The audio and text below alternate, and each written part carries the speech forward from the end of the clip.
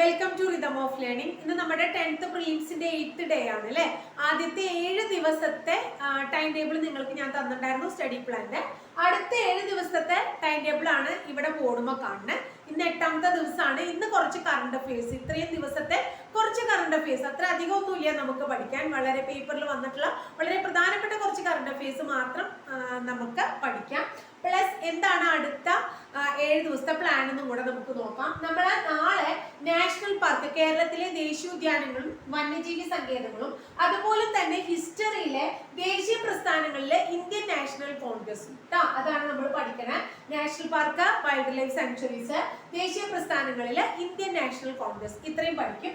അടുത്ത ദിവസം 10th day കേരളത്തിലെ ആരോഗ്യക്ഷേമ പദ്ധതികൾ. എന്താണ് കേരളത്തിലെ ആരോഗ്യക്ഷേമ പദ്ധതികൾ? പിന്നെ ദേശീയ പ്രസ്ഥാനങ്ങളുടെ ബാക്കിയായിട്ടുള്ള സ്വദേശി പ്രസ്ഥാനം, Surat split, home rule league, അങ്ങനെയൊക്കെ ഉള്ള കുറച്ച് പ്രസ്ഥാനങ്ങളും കൂടെ നമ്മൾ പഠിക്കും. 11th ഡേ കേരളത്തിലെ അണക്കെട്ടുകളും മഹാത്മാഗാന്ധിയെ കുറിച്ചും പഠിക്കും. 12th ഡേ ദേശീയ പ്രതീകങ്ങൾ, അതായത് നാഷണൽ സിംബൽസ്. നമുക്കറിയാം, എന്താ പറയാ, ഇന്ത്യയുടെ ദേശീയ മൃഗം, ദേശീയ പക്ഷി, ദേശീയ പുഷ്പം, അങ്ങനെ ദേശീയ നദി എന്നൊക്കെ പറഞ്ഞ് നമ്മൾ പഠിക്കില്ലേ. അതും കേരളത്തിലെ തദ്ദേശ സ്വയംഭരണത്തെയും കുറിച്ച് നമ്മൾ പഠിക്കുകയാണ്. 13th ഡേ സയൻസിലേക്ക് കുറച്ച് സയൻസ് ഭാഗങ്ങൾ, ജ്ഞാനേന്ദ്രിയങ്ങളുമായിട്ട് ബന്ധപ്പെട്ട ഭാഗങ്ങളും, കേരളത്തിലെ കായികം. അപ്പൊ ഏകദേശം കേരളം മൊത്തം നമ്മുടെ കഴിയും. അടുത്തത് ഹിസ്റ്ററിയിലേക്ക് കിടക്കും. കേരള കലാപങ്ങൾ അടുത്ത ദിവസം. പഞ്ചവത്സര പദ്ധതി, ഇക്കണോമിക്സിന്റെ കുറച്ച് ഭാഗം. 15th ഡേ നവോത്ഥാനം, കേരളത്തിന്റെ നവോത്ഥാനത്തിന്റെ കുറച്ച് ഭാഗങ്ങളും കൂടി ബാക്കിയുണ്ട്. 1-2 ഭാഗം പഠിച്ചിട്ടുള്ളൂ.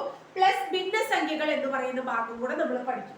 അപ്പൊ ഇത്രയാണ് നമ്മള് അടുത്ത 7 ദിവസം നമ്മൾ പഠിക്കാനായിട്ട് പോകുന്നത്. അപ്പൊ വളരെ ഇന്ന് 8ാമത്തെ ദിവസമാണ്. നിങ്ങൾ ഇന്ന് എന്താ ചെയ്യേണ്ടത്? ഇത്രയും ദിവസം എടുത്തിട്ടുള്ളത് ഭംഗിയായിട്ട് റിവിഷൻ ചെയ്തിട്ടുണ്ടാവും എന്ന് വിചാരിക്കുന്നു. കൃത്യമായിട്ട് ഓരോന്നും റിവൈസ് ചെയ്യുക. ഇതിന്റെ ഒപ്പം LGSന്റെ റിവിഷൻ ഞാൻ നോട്ട്ബുക്ക് വൈസിലും അതുപോലെ തന്നെ PYQലും LGSന്റെ റിവിഷൻ നടത്തുന്നുണ്ട്. അത് ടോപ്പിക് വൈസ് തന്നെയാണെന്നുള്ളതുകൊണ്ട് നിങ്ങൾക്ക് അതും കൂടെ കുറച്ച് എളുപ്പമാവും. അതും കൂടെ നിങ്ങളൊന്ന് നോക്കി വെച്ചോളൂ. LGS മെയിൻസിന്റെ റിവിഷൻ ആണ്. 10th പ്രിലിംസ് പോലെയുള്ള രീതിയിലാണ് നമ്മൾ അത് കൊടുത്തിരിക്കുന്നത്. അങ്ങനെ വളരെ LGS ആണ്, കുറച്ചേ പഠിക്കാവുള്ളൂ എന്നുള്ള രീതിയിലല്ല, കുറച്ച് വിശാലമായിട്ട് തന്നെ അവർക്ക് റിവിഷൻ നടത്തുന്നുണ്ട്. അപ്പൊ അതൊന്ന് നോക്കി നോക്കുക. പ്ലസ് നമുക്ക് എന്താണ് ഈ രീതിയിൽ നമുക്ക് അടുത്ത ആഴ്ച മുന്നോട്ട് പോവാം. അപ്പൊ കഴിഞ്ഞ ആഴ്ച പഠിച്ചതൊക്കെ റിവൈസ് ചെയ്ത് നോക്കാം. ഈ ആഴ്ച ഇതേ രീതിയിൽ ഫോളോ ചെയ്ത് പോവാട്ടോ. അപ്പൊ ഇനി നമുക്ക് കുറച്ച് കറണ്ട് അഫയേഴ്സും കൂടി നമുക്ക് നോക്കാം. അത് കഴിഞ്ഞതിന് ശേഷം നമുക്ക് ക്ലാസ് അവസാനിപ്പിക്കാം. ഓക്കെ, അപ്പൊ നമുക്ക് കുറച്ച് കറണ്ട് അഫയേഴ്സ് നോക്കാം. നോക്കൂ, Japan prime minister Shigeru Ishiba. ആരാ പുതിയ ജപ്പാൻ പ്രധാനമന്ത്രി? Shigeru Ishiba. ആരാണ്? Shigeru Ishiba. അദ്ദേഹം ലിബറൽ ഡെമോക്രാറ്റിക് പാർട്ടി നേതാവാണ്. ലിബറൽ ഡെമോക്രാറ്റിക് പാർട്ടി നേതാവാണ്. കേരള ഹൈക്കോടതി ചീഫ് ജസ്റ്റിസ്, കേരള ഹൈക്കോടതിയുടെ പുതിയ ചീഫ് ജസ്റ്റിസ് ആണ് നിതിൻ മധുക്കൽ ജാംദാർ. നിതിൻ മധുക്കൽ ജാംദാർ, കേരള ഹൈക്കോടതി ചീഫ് ജസ്റ്റിസ് നിതിൻ മധുക്കൽ ജാംദാർ. ഇന്ത്യയിലെ ചെറുകിട ഇടത്തരം സംരംഭങ്ങൾ രജിസ്റ്റർ ചെയ്യാനുള്ള ഓൺലൈൻ പോർട്ടൽ ഏതാണ്? ഉദ്യം. ഇന്ത്യയിലെ ചെറുകിട ഇടത്തരം സംരംഭങ്ങൾ രജിസ്റ്റർ ചെയ്യാനുള്ള ഓൺലൈൻ പോർട്ടൽ ഏതാണ്? ഉദ്യം. ഓൺലൈൻ പോർട്ടലിന്റെ പേര് ഉദ്യം. അടുത്തത് ഡൽഹി മുഖ്യമന്ത്രി. ചോദിക്കാൻ വളരെ സാധ്യതയുള്ള ഒരു ചോദ്യമാണ്. അതിഷി മർലേന, വളരെ ചെറുപ്പം, വളരെ യങ് ആയിട്ടുള്ള ലേഡിയാണ് കേട്ടോ. ഡൽഹി മുഖ്യമന്ത്രി അതിഷി മർലേന. അതിഷി ഓർത്താ മതി, അതിഷി ട്ടോ.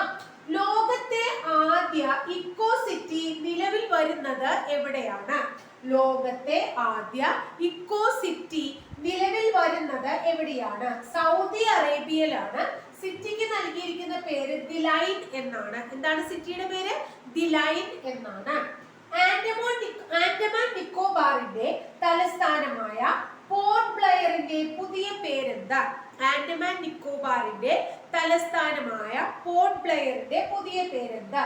വിജയപുരം. എന്താണ് പുതിയ പേര്? വിജയപുരം എന്നാണ്. അർബൻ ഗവേൺസ് ഇൻഡെക്സിൽ ഇന്ത്യയിലെ 1ാം സ്ഥാനം ആർക്കാണ്? കേരളം. അർബൻ ഗവേൺസ് ഇൻഡെക്സിൽ ഇന്ത്യയിൽ 1ാം സ്ഥാനം ആർക്കാണ്? ഇന്ത്യയിൽ 1ാമത്തെ സംസ്ഥാനം ഏതാണ്? കേരളം. 2025 ഓസ്കറിനുള്ള ഇന്ത്യയുടെ ഔദ്യോഗിക എൻട്രി ഏതാണ്? ലാപ്പത ലേഡീസ്. ആരാണ് ഡയറക്ടർ? കിരൺ റാവു. അപ്പൊ കിരൺ റാവുവിന്റെ ലാപ്പത ലേഡീസ് ആണ് 2025 ഓസ്കാറിനുള്ള ഇന്ത്യയിൽ നിന്നുള്ള എൻട്രി. അപ്പൊ ഇത്രയും കുറച്ച് ക്വസ്റ്റ്യൻസ് ഒന്നും കൂടെ നമുക്ക് പറയാം. Japan prime minister Shigeru Ishiba. ആരാണ്? Shigeru Ishiba. Liberal Democratic Party നേതാവ്. പാർട്ടിയും കൂടെ പഠിക്കുക കേട്ടോ. കേരള ഹൈക്കോടതി chief justice Nitin Madhukar Jamdar. Clear ആയല്ലോ? നിതിൻ മധുക്കൽ ജാംദാർ.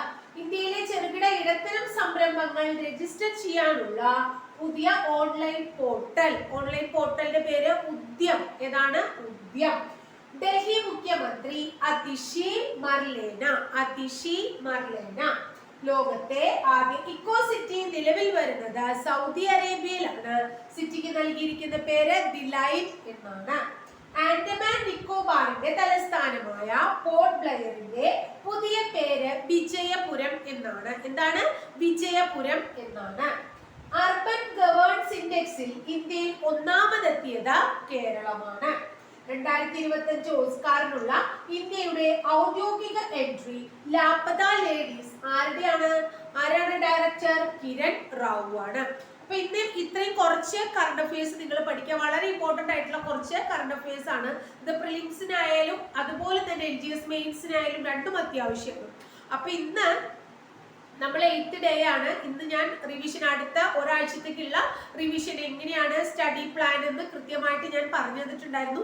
അതനുസരിച്ച് അടുത്ത ഒരാഴ്ച നമ്മുടെ പോവും. അതിനുശേഷം പിന്നത്തെ ആഴ്ച. അങ്ങനെ നമ്മൾ 60 ദിവസം കൊണ്ട് തീർച്ചയായിട്ടും നിങ്ങളുടെ സിലബസ് അനുസരിച്ച് ഓർഡറിലായിട്ട് ഞാൻ എന്താ പറയാ ടോപ്പിക്കുകളെ ഡിവൈഡ് ചെയ്തിട്ടാണ് നിങ്ങൾക്ക് ക്ലാസ് കൊണ്ടുപോകുന്നത്.